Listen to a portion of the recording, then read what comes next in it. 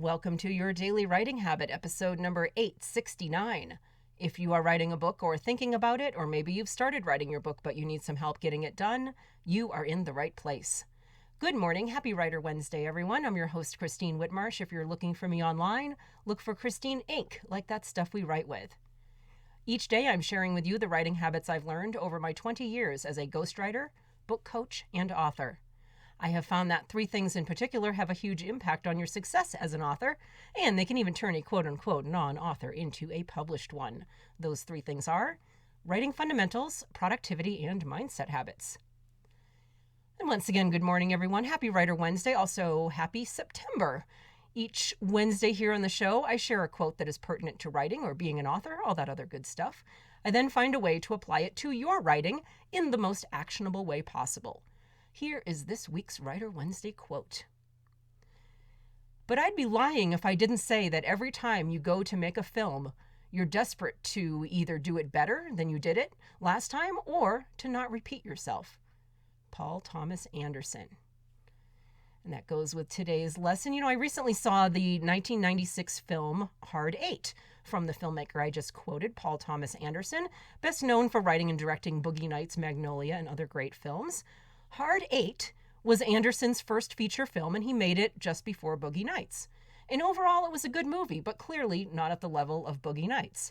My husband, also a writer, even said as much to me as we were watching it, and he pointed out various rough spots. We both did, 2 writers watching movies, that's what happens. And my candid response to him at one point was, well, you don't just pull a Boogie Nights out of your butt. Which is true, right? There are remarkably few stories of artists who produced their best and most iconic pieces of work on their first try. And understand that even when you think you're hearing one of those stories, there are all the failed behind-the-scenes attempts that none of us will ever see. In book world, the manuscripts that either went right into the trash or sometimes the fireplace, or the ones that are still in a drawer somewhere that will never see the light of day. Again, nobody pulls a Boogie Nights out of their butt. There is a learning curve with all creative work, whether it's visible to you as an artist or a fan or not. For instance, there were many moments in Paul Thomas Anderson's movie Hard 8 where I saw previews and foreshadowing of what would be truly great writing, directing, and creative moments in Boogie Nights. I could actually see him on screen experimenting with ideas for Boogie Nights with camera angles, and also his film Magnolia. I could see in Hard 8 him workshopping his future ideas and future creativity on the screen. And it was pretty interesting to watch as a writer. And that's the lesson for you. Invest yourself completely in all your works, including your first one. But don't get so obsessed with the idea of perfection that you become too paralyzed from even publishing it. You need a first book to get to the second and the third and the fourth. There's no other way around it. There's no shortcuts. And think of it this way.